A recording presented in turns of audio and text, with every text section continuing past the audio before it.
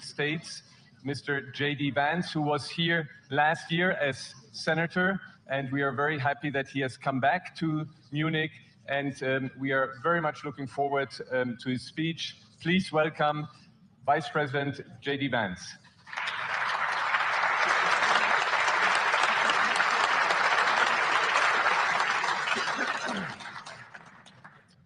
Well, thank you, and thanks to all the gathered delegates and luminaries and media professionals, and thanks especially to the hosts of the Munich Security Conference for being able to put on such an incredible event. We're, of course, thrilled to be here. We're happy to be here. And, you know, one of the things that I wanted to talk about today is, of course, our shared values. And, you know, it's great to be back in Germany. As you heard earlier, I was here last year as United States Senator. I saw Foreign Secretary David Lammy and joked that both of us last year had different jobs than we have now. But now it's time for all of our countries, for all of us who have been fortunate enough to be given political power by our respective peoples, to use it wisely to improve their lives. And I want to say that, you know, I was fortunate in my time here to spend some time outside the walls of this conference over the last 24 hours. And I've been so impressed by the hospitality of the people, even as, of course, as they're reeling from yesterday's horrendous attack. And the first time I was ever in Munich was with my wife, actually, who's here with me today, on a personal trip. And I've always loved the city of Munich, and I've always loved its people. And I just want to say that we're very moved, and our thoughts and prayers are with Munich and everybody affected by the evil inflicted on this beautiful community. We're thinking about you, we're praying for you, and we will certainly be rooting for you in the days and weeks to come. Now,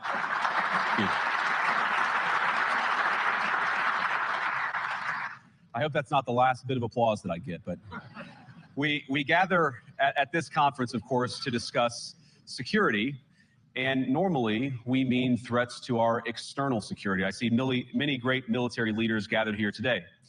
But while the Trump administration is very concerned with European security and believes that we can come to a reasonable settlement between Russia and Ukraine, and we also believe that it's important in the coming years for Europe to step up in a big way to provide for its own defense, the threat that I worry the most about vis-a-vis Europe is not Russia, it's not China, it's not any other external actor. And what I worry about is the threat from within, the retreat of Europe from some of its most fundamental values, values shared with the United States of America. Now, I was struck that a former European commissioner went on television recently and sounded delighted that the Romanian government had just annulled an entire election. He warned that if things don't go to plan, the very same thing could happen in Germany too. Now, these cavalier statements are shocking to American ears. For years, we've been told that everything we fund and support is in the name of our shared democratic values. Everything from our Ukraine policy to digital censorship is billed as a defense of democracy. But when we see European courts canceling elections and senior officials threatening to cancel others, we ought to ask whether we're holding ourselves to an appropriately high standard. And I say ourselves because I fundamentally believe that we are on the same team. We must do more than talk about democratic values, we must live them. Now, within living memory of many of you in this room, the Cold War positioned defenders of democracy against much more tyrannical forces on this continent. And consider the side in that fight that censored dissidents, that closed churches, that canceled elections. Were they the good guys? Certainly not. And thank God they lost the Cold War. They lost because they neither valued nor respected all of the extraordinary blessings of liberty. The freedom to surprise, to make mistakes, to invent, to build. As it turns out, you can't mandate innovation or creativity, just as you can't force people what to think, what to feel, or what to believe. And we believe those things are certainly connected. And unfortunately, when I look at Europe today, it's sometimes not so clear what happened to some of the Cold War's winners. I look to Brussels, where EU commissars warn citizens that they intend to shut down social media during times of civil unrest the moment they spot what they've judged to be, quote, hateful content. Or to this very country, where police have carried out raids against citizens suspected of posting anti-feminist comments online as part of, quote, Combating Misogyny on the Internet, a Day of Action. I look to Sweden, where 2 weeks ago the government convicted a Christian activist for participating in Koran burnings that resulted in his friend's murder.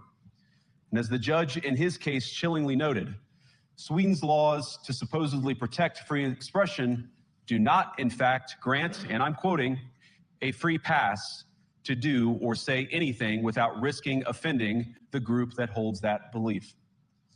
And perhaps most concerningly, I look to our very dear friends, the United Kingdom, where the backslide away from conscience rights has placed the basic liberties of religious Britons in particular in the crosshairs. A little over 2 years ago, the British government charged Adam Smith Connor, a 51-year-old physiotherapist and an Army veteran, with the heinous crime of standing 50 meters from an abortion clinic and silently praying for 3 minutes. Not obstructing anyone, not interacting with anyone, just silently praying on his own. And after British law enforcement spotted him and demanded to know what he was praying for, Adam replied simply, it was on behalf of the unborn son he and his former girlfriend had aborted years before. Now, the officers were not moved.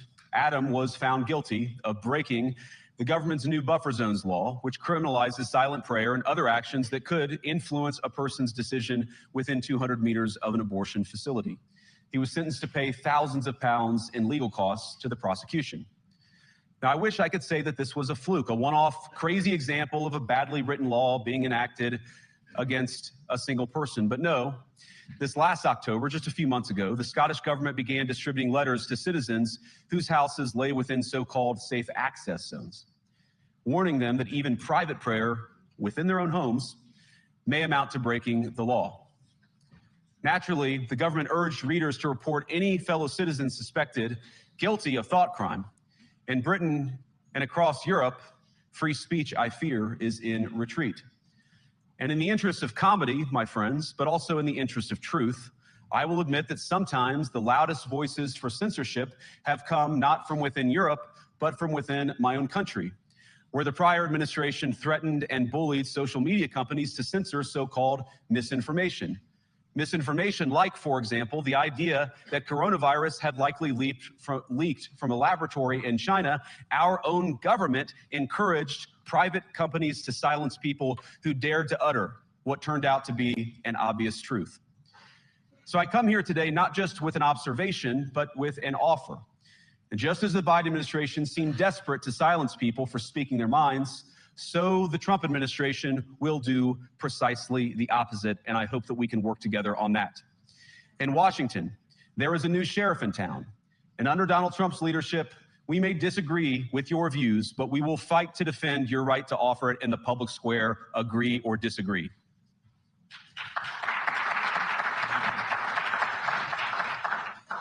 Now, we're at the point, of course, that the situation has gotten so bad that this December, Romania straight up canceled the results of a presidential election based on the flimsy suspicions of an intelligence agency and enormous pressure from its continental neighbors. Now, as I understand it, the argument was that Russian disinformation had infected the Romanian elections.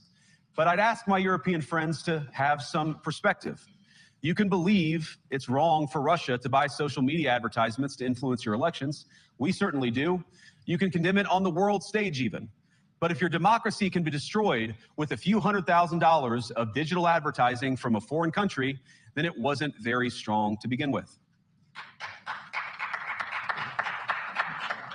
Now, the good news is that I happen to think your democracies are substantially less brittle than many people apparently fear. And I really do believe that allowing our citizens to speak their mind will make them stronger still. Which, of course, brings us back to Munich, where the organizers of this very conference have banned lawmakers representing populist parties on both the left and the right from participating in these conversations. Now, again, we don't have to agree with everything or anything that people say.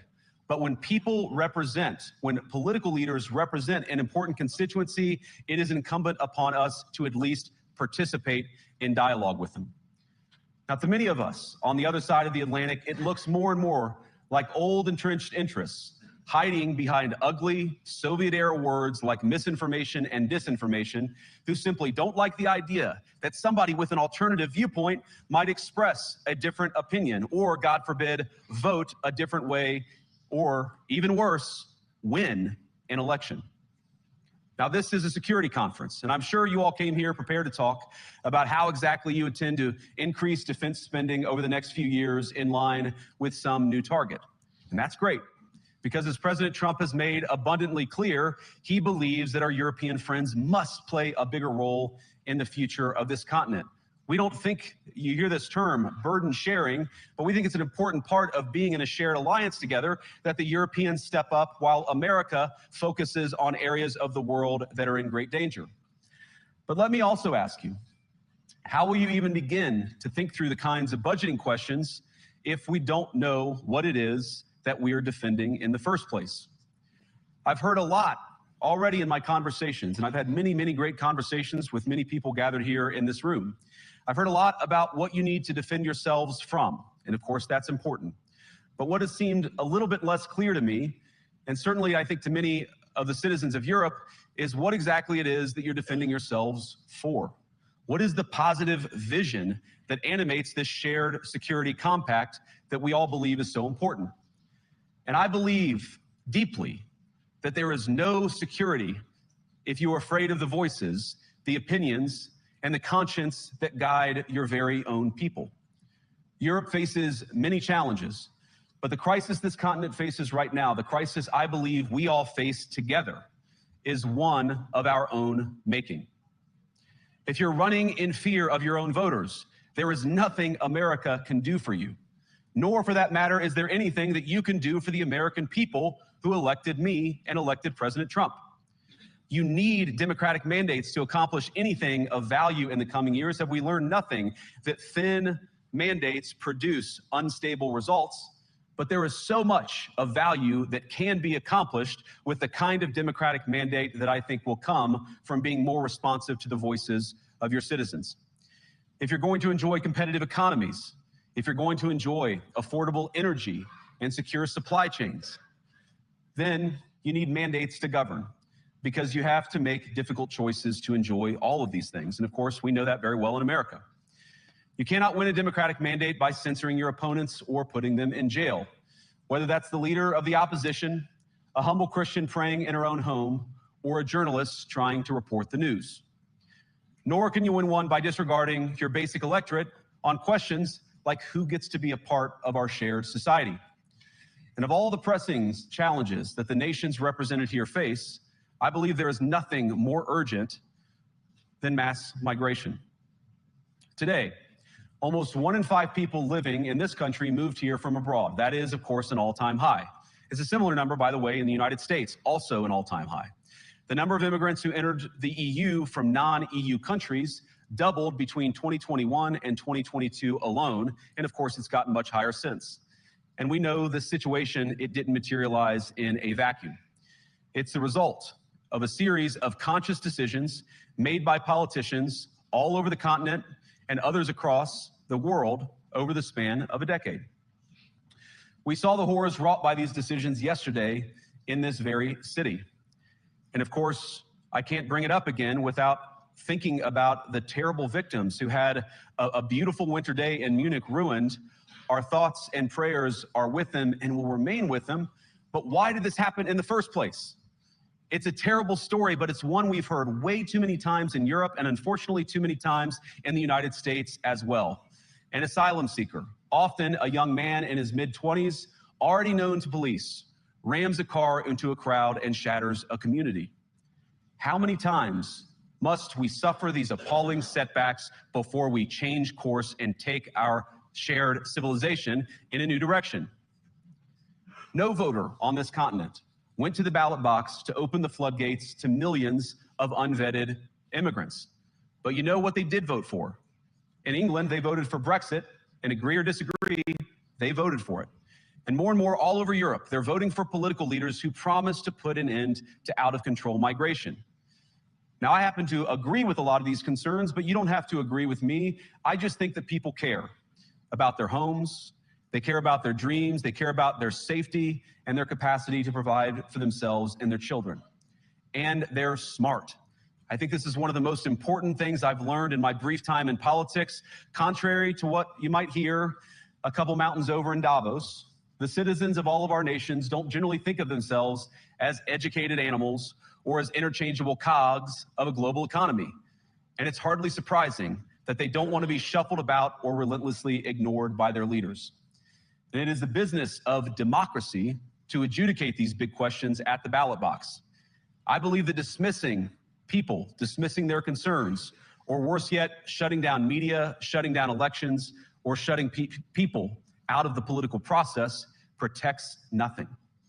In fact, it is the most surefire way to destroy democracy. And speaking up and expressing opinions isn't election interference. Even when people express views outside your own country, and even when those people are very influential. And trust me, I say this with all humor, if American democracy can survive 10 years of Greta Thunberg scolding, you guys can survive a few months of Elon Musk. But what no democracy, American, German, or European, will survive is telling millions of voters that their thoughts and concerns, their aspirations, their pleas for relief are invalid or unworthy of even being considered. Democracy rests on the sacred principle that the voice of the people matters. There's no room for firewalls. You either uphold the principle or you don't. Europeans, the people, have a voice. European leaders have a choice. And my strong belief is that we do not need to be afraid of the future. You can embrace what your people tell you, even when it's surprising, even when you don't agree. And if you do so, you can face the future with certainty and with confidence, knowing that the nation stands behind each of you. And that, to me, is the great magic of democracy. It's not in these stone buildings or beautiful hotels. It's not even in the great institutions that we have built together as a shared society. To believe in democracy is to understand that each of our citizens has wisdom and has a voice. And if we refuse to listen to that voice, even our most successful fights will secure very little. As Pope John Paul II, in my view, one of the most extraordinary champions of democracy on this continent or any other, once said, "Do not be afraid." We shouldn't be afraid of our people, even when they express views that disagree with their leadership. Thank you all. Good luck to all of you. God bless you.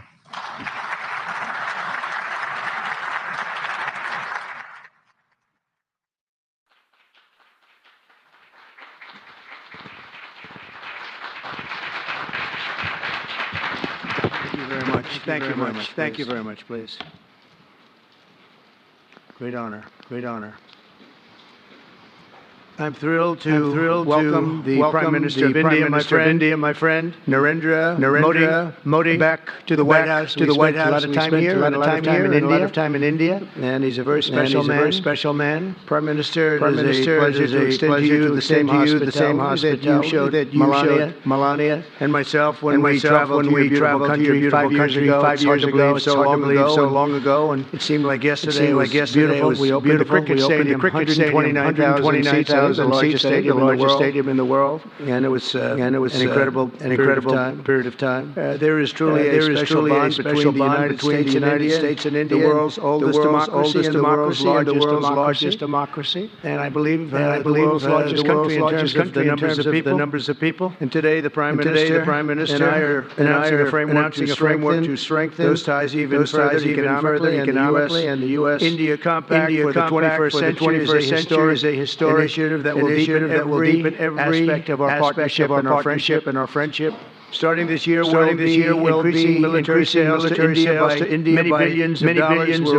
We're also paving the way to provide India with 35 stealth fighters. In 2017, my administration revived and reinvigorated the Quad security partnership. And our meeting today, the Prime Minister and I reaffirmed that strong cooperation among the United States, India, Australia, and Japan. And it's crucial, really, to maintain peace and tranquility, even in the Indo-Pacific. In addition, the United States and India will be working together like never before to confront the threat of Islamic terrorism, a threat all over the world. Actually, today I'm pleased to announce that my administration has approved the extradition of one of the plotters and one of the very evil people of the world, and having to do with the horrific 2020 Mumbai terrorist attack, to face justice in India. So he's going to be going back to India face justice. As we deepen our defense partnership, we'll also strengthen our economic ties and bring fairness and reciprocity to our trading relationship. As a signal of good faith, Prime Minister Modi recently announced the reductions to India's unfair, very strong tariffs that limit U.S. access into the Indian market very strongly. And really, it's a big problem, I must say. India imposes 30 to 40 to 60 and even 70% tariff on so many of the goods, and in some cases far more than that. And as an example, a 70% tariff on U.S. cars going into India, which makes it pretty much impossible to sell those cars. Today, the U.S. trade deficit with India is almost $100 billion. And Prime Minister Modi and I have agreed that we'll begin negotiations to address the long-running disparities taken care of over the last 4 years, but they didn't do that. In the U.S.-India trading relationship, with the goal of signing an agreement, and we want a certain level playing field. I think we're entitled to, and he does also. In fairness, we're going to work on that very hard. We can make up the difference very easily with the deficit, with the sale of oil and gas, LNG, of which we have more than anybody in the world. The Prime Minister and I also reached an important agreement on energy that will restore the United States as a leading supplier of oil and gas to India. Hopefully, they're number one supplier. The groundbreaking development for U.S. nuclear industry. India is also reforming its laws to welcome U.S. technology, which is at the highest level into the Indian market. This will bring safe, clean, and affordable electricity to millions of Indians, tens of billions of dollars to the U.S. civilian nuclear industry in India. And under the framework we are announcing today, the United States and India are also joining forces to ensure that artificial intelligence and other advanced technologies are developed by the two of the most advanced nations intellectually and technologically.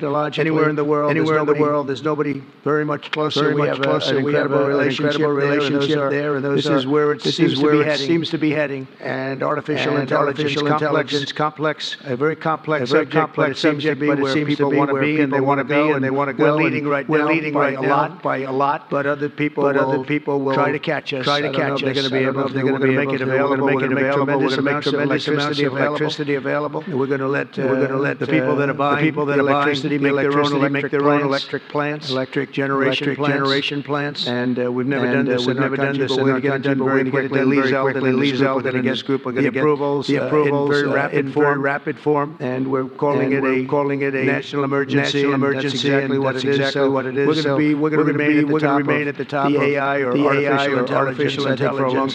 For a long time, we're going to be working very closely with India and other countries on that. But right now, we're the leader by quite a bit. Finally, we agreed to work together to help build one of the greatest trade routes in all of history. It will run from India to Israel to Italy and onward to the United States, connecting partners by ports, railways, and undersea cables. Many undersea cables. It's a big development. It's a lot of money going to be spent, and we've already spent some, but we're going to be spending a lot more in order to stay advanced and stay the leader. I'm pleased to report that with today's announcement, the friendship between the United States and India is the strongest I believe it's ever been. I think our relationship is the best it's ever been between the two countries, and it's an honor to say that. I'd like to now invite the Prime Minister to say a few words, and then we'll take some questions. And we appreciate you all being here. Thank you very much. Thank you very much.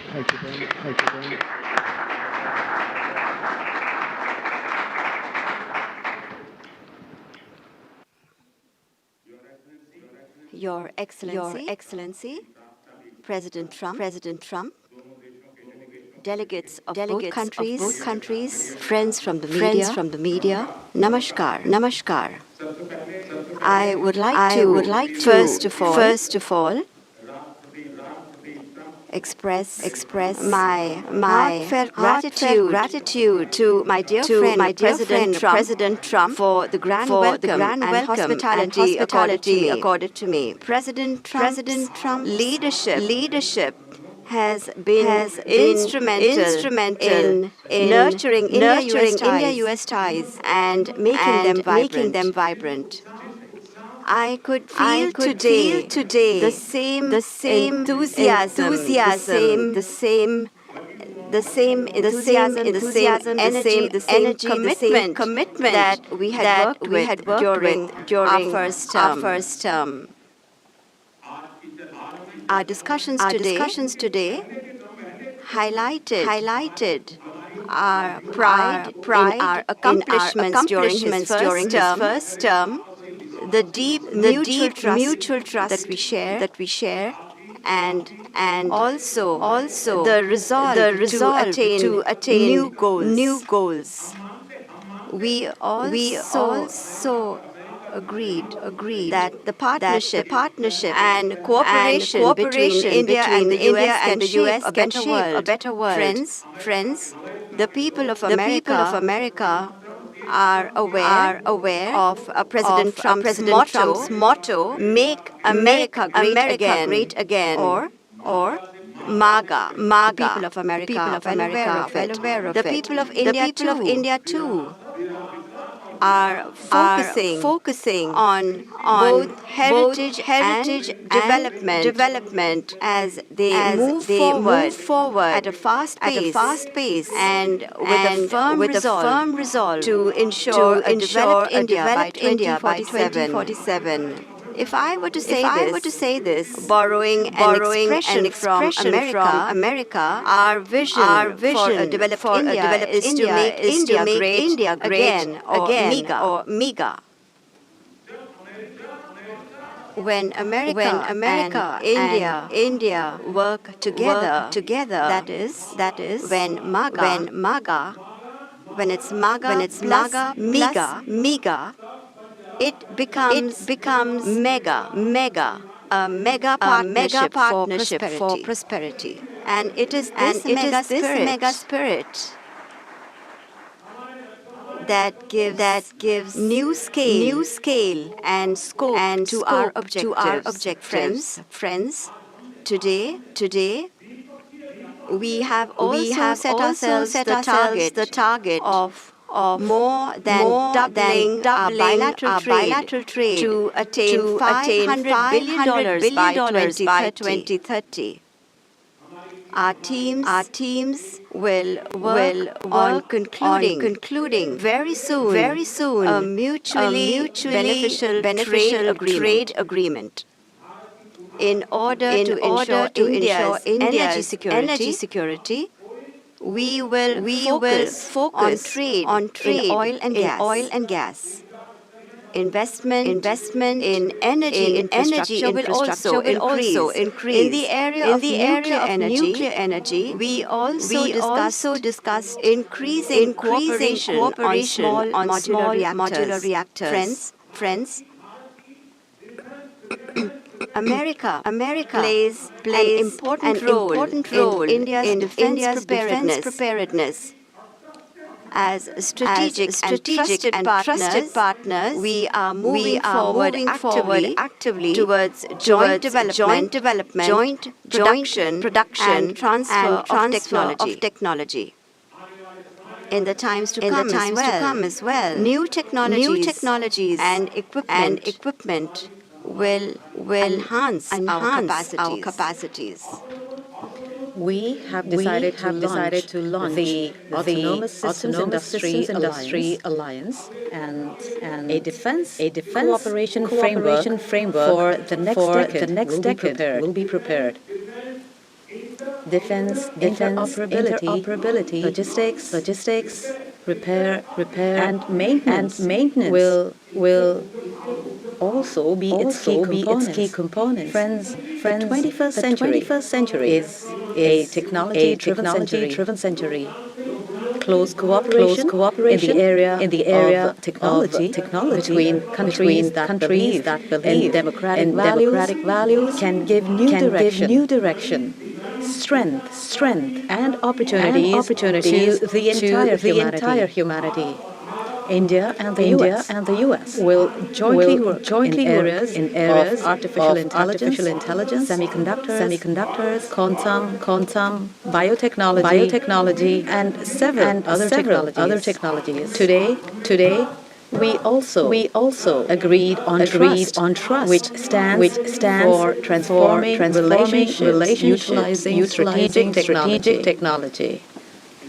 Under this, our focus will be on establishing strong supply chains for critical minerals, advanced materials, and pharmaceuticals. We have also decided to launch a recovery and processing initiative for strategic minerals like lithium and rare earths. We have had close cooperation with the US in the area of space. The NISAR satellite developed mutual cooperation between ISRO and NASA will soon be flying into space on Indian launch vehicle. Friends. Partnership between India and the US strengthens democracy and strengthens democratic values and systems. We will work together to enhance peace, stability and prosperity in the Indo-Pacific. The Quad will play a special role in this. During the Quad Summit scheduled to be held in India this year, we will expand cooperation in new areas with our partner countries. Under the IMEC, I2U2, we will work together for the development of economic corridors and in the area of connectivity. India in the area of connectivity will stand strongly together, and US in the fight stand strongly together against terrorism. In the fight, we agree against terrorism that in order to eliminate cross-border terrorism, we need concrete actions. I'm very grateful to President Trump, that in 2008, somebody who carried out genocide in India, I'm grateful to President Trump for this, and appropriate action will be taken in the courts in India. And appropriate action will be taken in the courts in India. Indian community, living in the U.S. Indian community is an important link in our relations. Is an important link in our relations. Further deepen in people-to-people ties. Further deepen, India will soon open people ties. New consulates. India will soon open new consulates. In Los Angeles will be new consulates. We have invited American universities and educational institutes, to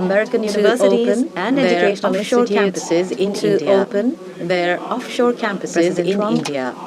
I am grateful to you for your friendship and strong commitment towards India and strong commitment towards India. The people of India still fondly remember your visit in 2020. And hope in that 2020 President Trump will come and President Trump visit them again. Will come and visit them again. Of 1.4 billion Indians, I invite you to visit India.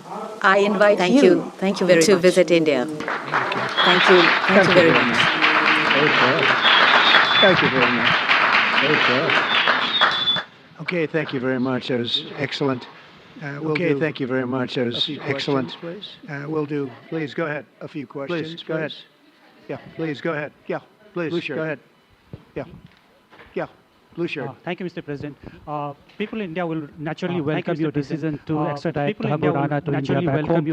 In that context, I would like to ask you a question about in last few years. In that context, I would like to ask you a question about in last few years we have seen anti-India voice in the US calling about raising anti-India voice, calling about separation. Continue here in the US as well. Do you think that should continue here in the US as well, Mr. President? People in India would be welcoming your decision to extradite Thabur Rana. People in India would be welcoming your decision to extradite Thabur Rana to.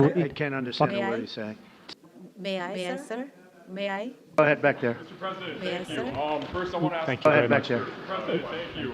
First, I want to ask. Thank you very much. President, you both spoke about combating ISIS. You both sounded very excited about this partnership. You both sounded very excited about this. Excited about this partnership. And I was curious, how much more confident are you with President Trump leading this country with President Trump leading this country, and you will have a successful partnership with the United States, you will have a successful partnership with the United States versus Biden's incompetence and weakness over the last 4 years. Biden's incompetence and weakness over the last 4 years. That's your question, but I'll answer it. I agree with you. That's your question, but I'll answer it. I agree with you.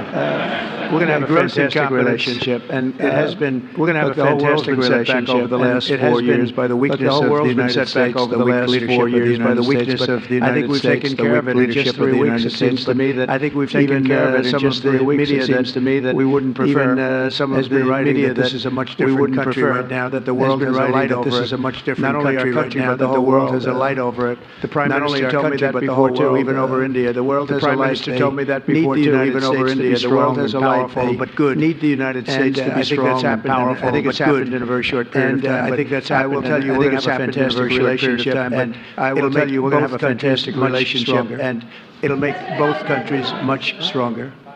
Yes, go ahead, please.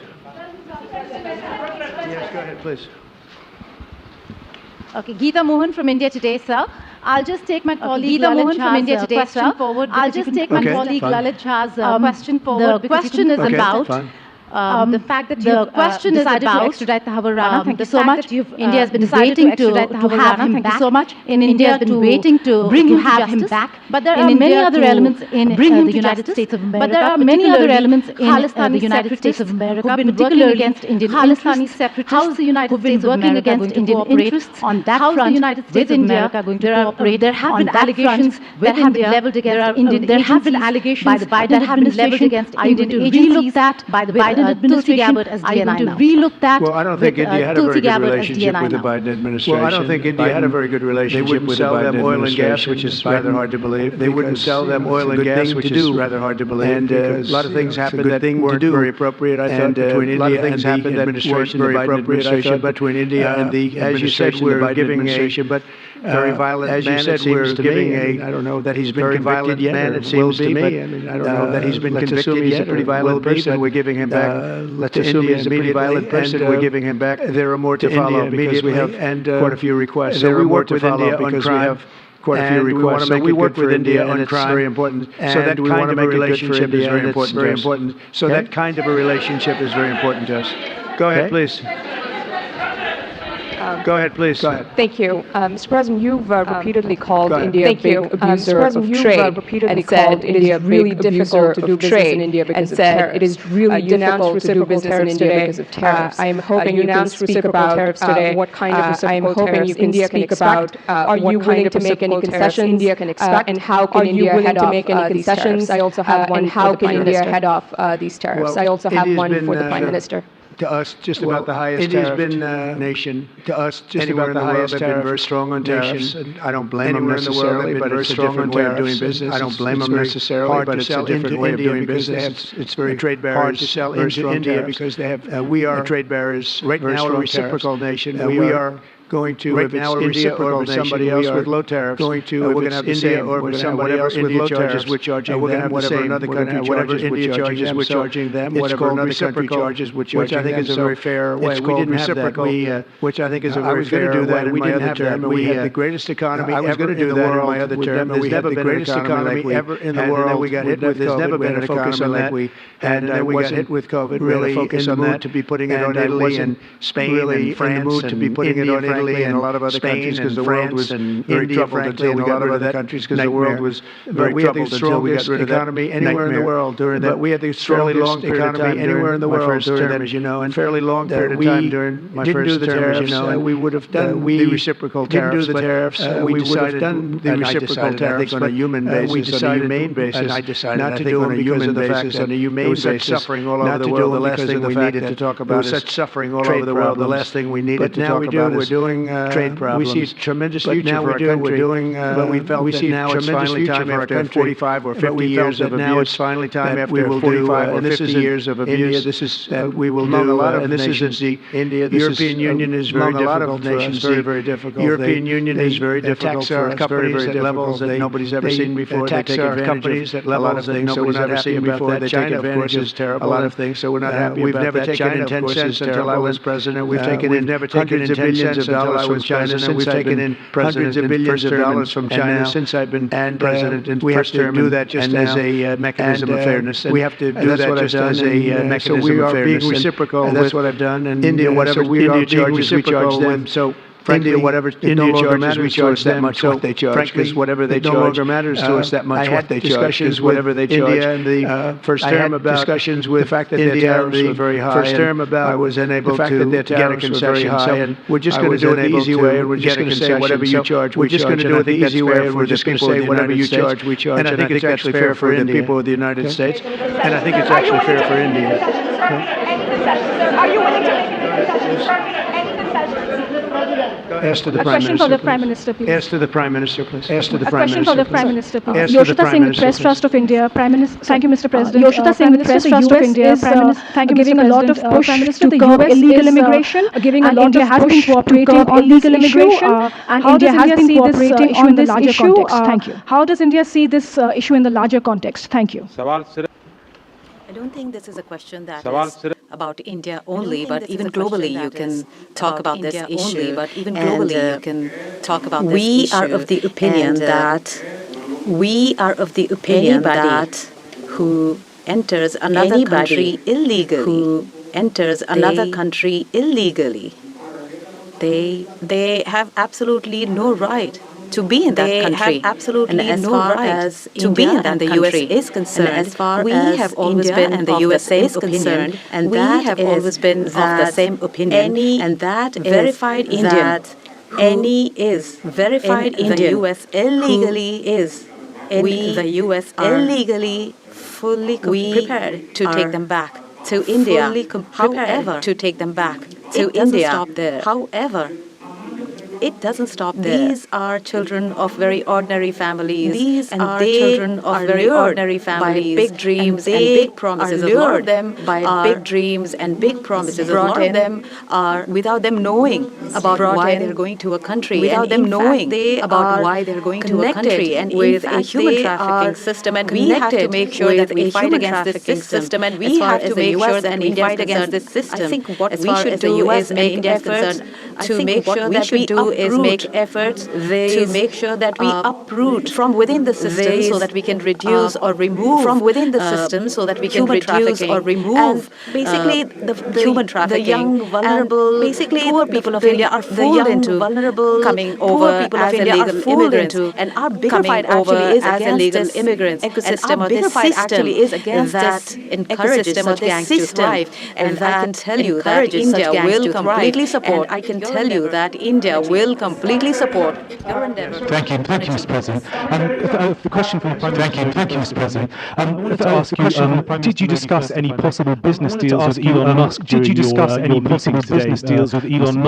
your Mr. President, I wanted to ask you, today you spoke about hoping to have today you spoke about hoping to have three-way talks with President. What would you say to European leaders and other allies who may be concerned that European leaders and other allies who may be keen to speak to America's adversaries than to its allies? More keen to speak to America's adversaries than to its allies. First on this one.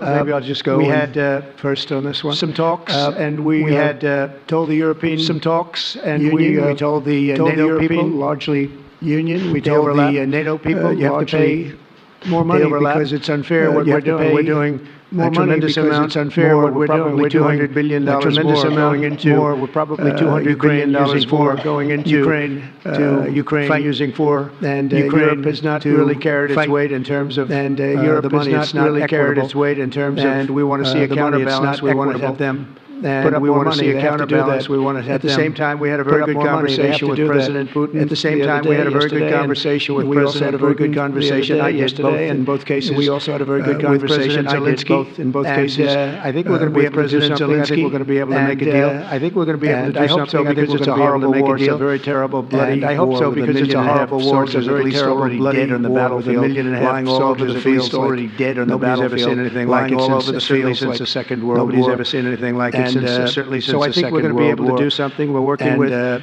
So I think we're going to be able to do something. We're working with President Putin and President Zelensky. I know that President Zelensky. My impression is that they. I know, and I also feel that I know that President Putin wants to make a deal. I wanted to know that before I began any detailed discussion. I wanted to know that before I began any detailed discussion. Also, the meeting with Steve Witkoff in Moscow was a very successful one. The meeting with Steve Witkoff in Moscow was a very successful one. And my phone call with him was a very successful one. Please. You asked a question regarding Elon Musk. I have known him for a very long time. I was not even Prime Minister at the time when I was not even I was Chief Minister at the time when I first today he came to meet me along with all his family. And today he came to meet me along with all his family, with his children. And so we had a nice discussion. EV is concerned, as far as EVs are concerned, the EVs, the word EV has a copyright. And that the word EV has a copyright for the word EV, and that is Trump. One person who has a copyright for the word EV, and that is Trump.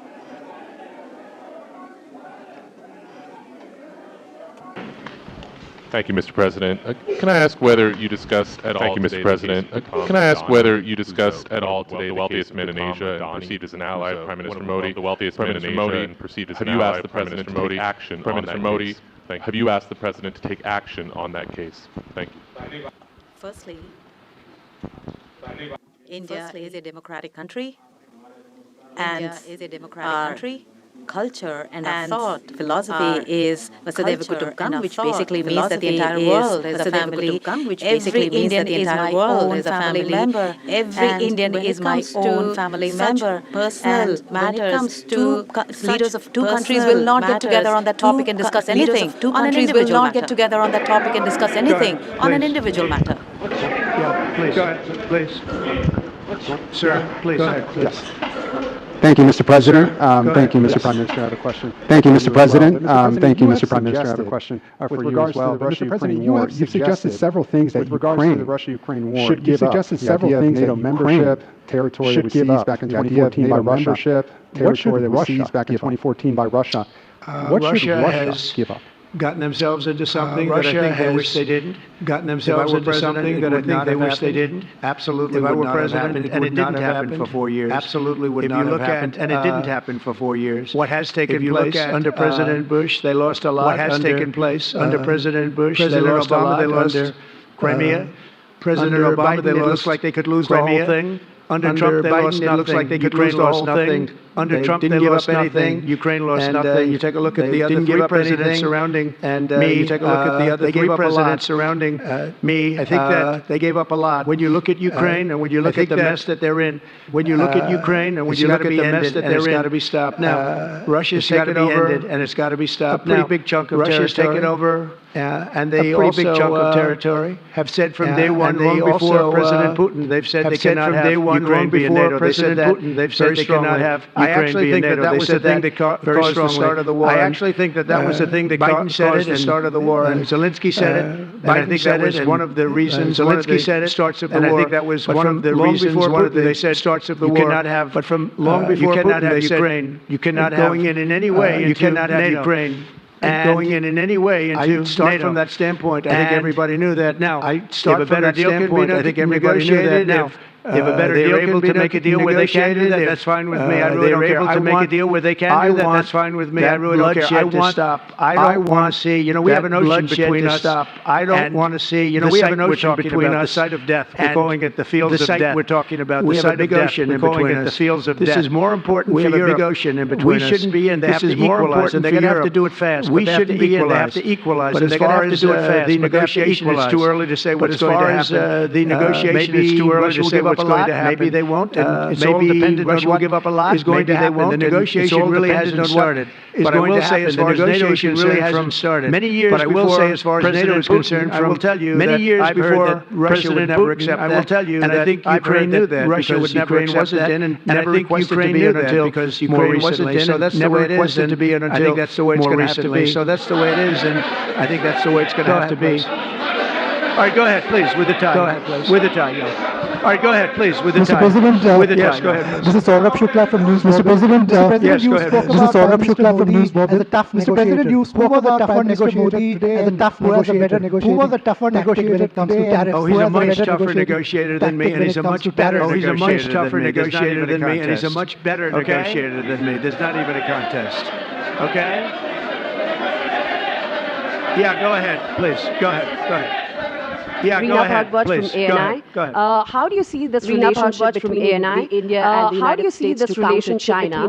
And what is your vision when it comes to India? What is your vision when it comes to India in the Ukraine and Russia brokering peace? Well, I think we're going to have a very good relationship with China. I got along with President Xi very well until COVID. With China. I got along with President Xi very well. Until then, I got along with President Xi very well. But until then, I got along with President Xi very well. We were. I don't want to be naive. Very close. As leaders go, I think we were very close. Naive, and as leaders go, I think we were a very important player in the world. I think they can help us get this war over with Ukraine and Russia. I think they can help us get this war over with Ukraine and Russia. I do see the skirmishes on the border, which are quite vicious, and I guess they continue to go on the border, which are quite vicious, and I guess they continue to go on. Help because that should be stopped. That's been going on for a long time. I'd love to help because that should be stopped. It's been going on for a long time. It's quite violent, but it's quite. I would hope that China, India, Russia, I would hope that China, all of us, India, get along. Russia, it's very important. U.S. and all of us can. The power of weaponry today is.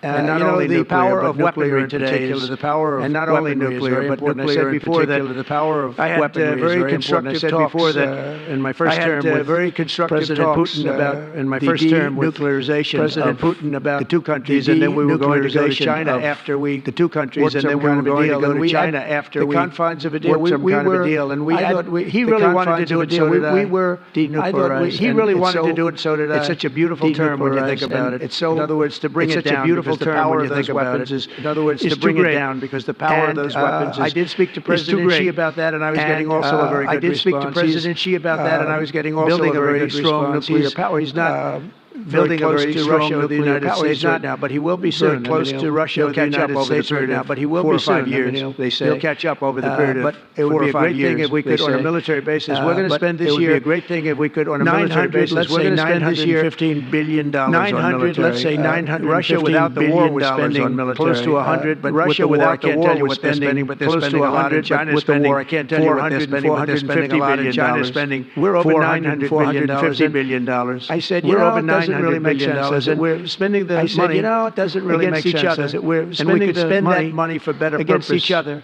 If we could spend that money for better purpose. If we get like that will happen. I'll tell you, I think when I left, something like 4 years ago, we didn't have. When I left Israel, as you know, 4 years ago, we didn't have October. Israel and 7th, the Middle East, we didn't have October. Nothing was happening. Iran was not in the disaster. Nothing was happening. Iran was not money at that point. Going to do anything because Iran did not have much money at that point. They didn't have money for Hamas or for Hezbollah. They were totally broke. And you didn't have Russia with Ukraine, and that would never have happened. And you didn't have Russia with Ukraine, and that would never have happened. The whole world is on fire, so I have to put out the fires. But after the whole world is on fire, so I'm going to meet with China. But after I put out the fires, we're going to see if we can de-escalate it. We can bring it down. Russia and we're going to see if we can de-escalate it. We can bring it down to nuclear. Military, especially as it pertains to nuclear. Please.